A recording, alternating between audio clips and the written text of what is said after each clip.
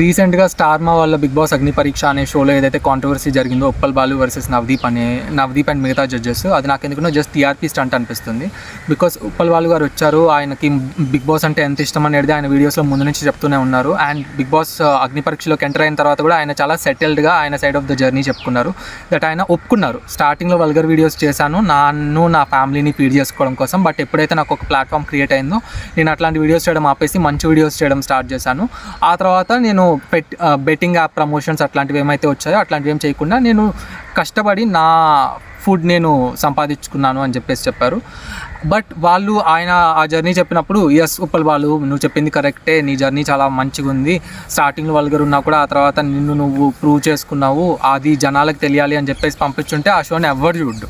But ఎప్పుడైతే వాళ్ళు disrespect చేసి నీది వల్గర్ కాంటెంట్, నేను బిగ్ బాస్ హౌస్లోకి పంపిస్తే మేము ఏం మెసేజ్ ఇచ్చినట్టు జనాలకి, నీ ఆడియన్స్ నేను చూసేవాళ్ళు నిన్ను అభిమానులు కాదు, వాళ్ళు జస్ట్ నీ చీప్ ఎంటర్టైన్మెంట్ కోసం చూసేవాళ్ళు, మీరు ట్రాన్స్జెండరా అని అడిగి ఇట్లాంటి అనవసరమైన క్వశ్చన్స్ అన్నీ అడిగి ఆయన అవమానించి పంపించడం వల్ల ఆ షోని ఎవరైతే సోషల్ మీడియాలో ఒక కాంట్రవర్సీ క్రియేట్ అయింది, ఆ కాంట్రవర్సీ వల్ల ఆ షోని చూడని వాళ్ళు, ఫర్ ఎగ్జాంపుల్ నేను బిగ్ బాస్ అగ్ని పరీక్ష చూడను, బిగ్ బాస్ చూడను, బట్ ఎప్పుడైతే ఇట్లాంటి ఒక కాంట్రవర్సీ జరుగుతుందో నా ఫ్రెండ్స్ నాకు కాల్ అండ్ మెసేజ్ చేసి ఒక వీడియో చేయొచ్చు కదా నీకు అని అన్నారు. అప్పుడు నేను ఆ బిగ్ బాస్ అగ్ని పరీక్షను చూశాను. సేమ్ వే వ్యూవర్షిప్ అనేది పెరుగుంటుంది.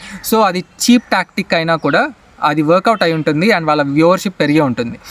బట్ ఒకవేళ అది ఆన్ ద స్పాట్ జరిగింది, అది స్ట్రాటజికల్గా వాళ్ళు చేసింది కాదు అనుకున్నట్లయితే మాత్రం ఇట్ ఈస్ వెరీ రాంగ్. నీ ఇమేజ్ క్లియర్ చేసుకోవడం కోసం వెళ్తున్నావా అన్నారు. అంతకుముందు వెళ్ళిన కంటెస్టెంట్స్ అందరూ కూడా ఎవరు బిగ్ బాస్లో ఏదో ఒక మెసేజ్ ఇవ్వడానికి వెళ్ళిన వాళ్ళే కాదు కదా. అసలు బిగ్ బాస్ అనేది మోటివేషనల్ షోనే కాదు.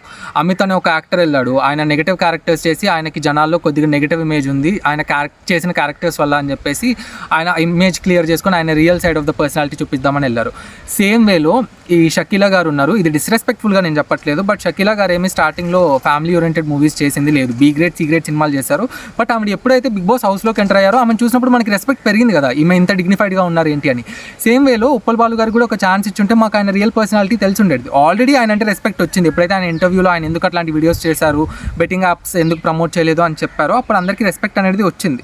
సో ఆయనకి ఛాన్స్ ఇచ్చుంటే ఆ రెస్పెక్ట్ అనేది పెరిగుండేదేమో. బట్ స్టిల్ మీరు ట్రాన్స్ అది ఇది అడిగి ఆయన్ని అవమానించడం కరెక్ట్ కాదని నా ఒపీనియన్. మీ ఒపీనియన్ ఏంటో కమెంట్ చేయండి.